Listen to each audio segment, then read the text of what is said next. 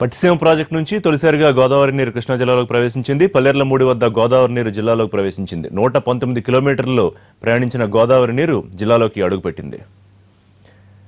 ప్రస్తుతం ప్రజలు పసుపు కుంకాలు, పూలు, హారతులతో స్వాగతిస్తున్నారు. పూర్తి డీటెయిల్స్ అక్కడి నుంచి పిఎంఆర్ లైవ్ లో అప్డేట్ చేస్తారు. పిఎంఆర్. థ్యాంక్ యూ ఋషి. పట్టిసీమ నుంచి ఈ నెల 6వ తేదీన ఏపీ సీఎం చంద్రబాబు నాయుడు అధికారికంగా పట్టిసీమ నుంచి నీటిని విడుదల చేయడం జరిగింది. 6వ తేదీన చంద్రబాబు నాయుడు నీటిని గోదావరి జలాలను విడుదల చేసిన తర్వాత ఈ రోజు కొద్దిసేపటి క్రితమే ఈ గోదావరి జలాలు కృష్ణా జిల్లాలోకి ప్రవేశించడం జరిగింది. కృష్ణా జిల్లాలోని పల్లెర్లమూడి వద్ద గోదావరమ్మకు స్వాగతం పలుకుతూ ఇక్కడ పల్లెర్లమూడి వద్ద ఉన్న స్థానికులు కానీ, రైతులు, అలాగే తెలుగుదేశం పార్టీకి సంబంధించిన నేతలు స్వాగతం పలుకుతూ పూలు జల్లి హారతులు ఇచ్చి స్వాగతం పలుకుతున్నారు. కరెక్ట్ గా 119 కిలోమీటర్ల ప్రయాణించి ప్రయాణించింది ఇప్పటి వరకు. 1-2 రోజుల్లోగా ఏదైతే కృష్ణా పవిత్ర సంగమం ఉందో కృష్ణా నదిలో కూడా ఈ గోదావరి నది ప్రవేశించే అవకాశాలు ఉన్నాయని అధికారుల ద్వారా తెలుస్తుంది. సో ఇప్పుడు ప్రస్తుతం మనతో కొంతమంది స్థానికులు ఉన్నారు, వాళ్ళని అడిగి తెలుసుకుందాం. సార్ చెప్పండి, మీ ఫీలింగ్ ఏమిటి? ఇది ఇప్పటికే రెండోసారి గోదావరి జలాలు కృష్ణాకి తరలి రావడం జరిగింది. చాలా ఆనందంగా ఉంది. ఈ నీళ్లు రావటం వల్ల చాలా ఆనందం ఉంది. రైతులందరూ చాలా సంతోషిస్తున్నారు. డెల్టా రైతులు మరీ బాగా సంతోషిస్తారు. మెట్ట రైతులకు కూడా బాగా ఉపయోగపడుద్ది. చాలా ఆనందం, ఎంతో ముందు చూపుతో అలాగే చాలా సంతోషాన్ని, ఆనందాన్ని వ్యక్తం చేస్తున్నారు. మొత్తం కృష్ణా డెల్టా పరిధిలోని 13.5 లక్షల ఎకరాల ఆయకట్టు ఏదైతే ఉంటుందో అదంతా కూడా పూర్తిగా సస్యశ్యామలమయ్యే దిశగా ఈ గోదావరి జలాలు ఉపయోగపడతాయనేది స్థానికుల అభిప్రాయంగా కనిపిస్తుంది. అలాగే ఇంకొంతమంది ఉన్నారు, వాళ్ళని అడిగి తెలుసుకుంటారు. సార్ చెప్పండి, మీ ఫీలింగ్ ఏమిటి? పట్టే అవకాశం ఉంది. మా కుటుంబానికి 20 ఎకరాల భూమిని కోల్పోయాం పోలవరం కాలువకి. కోల్పోయినప్పుడు కూడా చాలా చాలా ఆనందపడుతూ మీరందరూ చూస్తూ ఉండగానే గోదావరి తల్లికి నీరాజనాలు, హారతులు ఇస్తున్నాం.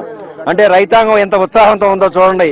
ఎంతో ముందు చూపు కలిగి దార్శనికుడైనటువంటి చంద్రబాబు గారు ఈ కార్యక్రమాన్ని, పోలవరం కాలువని, పట్టిసీమను తీసుకొచ్చి సాధించినందుకు రైతాంగం ఎంతో ఉప్పొంగుతుంది, ఉత్సాహంగా ఉంది. ప్రతిపక్షాలు కోరుకునే విధంగా దుర్భిక్ష పరిస్థితులు కావాలని కోరుకోవట్లేదు. రైతాంగం మోములో ఆనందం కలగాలని, పంటలు బాగా పండాలని భగవంతుడు చంద్రబాబు నాయుడు గారికి మరింత శక్తి సామర్థ్యం ఇవ్వాలని శతమానం భవతేంటో రైతాంగం ఆశీర్వదిస్తుంది. అలాగే కొంతమంది స్థానిక మహిళా ప్రజాప్రతినిధులు ఉన్నారు, వాళ్ళని అడిగి తెలుసుకుందాం.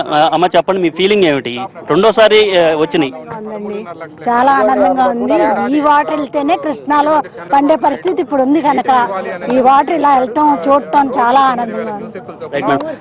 సో మొత్తం మీద చూసుకుంటా ఉంటే ప్రతిసారి కూడా అంటే గత 2 ఏళ్ల క్రితం వరకు కృష్ణా డెల్టాకు సంబంధించిన వరి నాట్లు అసలు పొలం పనులు అనేవి ఆగస్టు, సెప్టెంబర్లో ప్రారంభమయ్యాయి. కానీ గత కొంతకాలంగా జరుగుతున్న గత 2 ఏళ్లగా గోదావరి జలాలు కృష్ణా జిల్లాలోకి సకాలంలో రావడంతో పూర్తిగా సమయానికి ఈ మొత్తం సమయానికల్లా ఇది ప్రారంభమవుతుంది, పొలం పనులు ప్రారంభమవుతున్నాయి అని చెప్పండి. మీరు చెప్పండి, మీ అభిప్రాయం ఏ విధంగా ఉంది? చాలా ఆనందంగా ఉందండి. పట్టిసీమ కాలువకి 8 ఎకరాలు ఇవ్వటం జరిగింది ఒక రైతుగా. ఎందుకంటే మా జీవిత కాలంలో ఈ నీరు రావు అనే పరిస్థితి ఉండేది గతంలో. ముఖ్యంగా చంద్రబాబు నాయుడు గారు కింద సంవత్సరం పట్టిసీమను స్టార్ట్ చేసి రికార్డు స్థాయిలో సంవత్సరం లోపే పూర్తి చేయటం, పల్లెర్లమూడికి ఈరోజు కృష్ణా డెల్టాకు నీరు తీసుకురావటం మాకు ఒక మా జీవితకాలంలో మేము సాధించిన అద్భుతం ఇది చంద్రబాబు నాయుడు గారు సృష్టించిన అద్భుతం. దీంతో ఆంధ్రప్రదేశ్ ప్రజల జీవనాడి ఈ పట్టిసీమను ఇంత త్వరగా పూర్తి చేసి కృష్ణా డెల్టాని స్థిరీకరించడం, కృష్ణా జిల్లా మెట్ట ప్రాంతానికి తాగునీరు ఇవ్వడం అనేది మాకు చాలా ఆనందంగా ఉంది.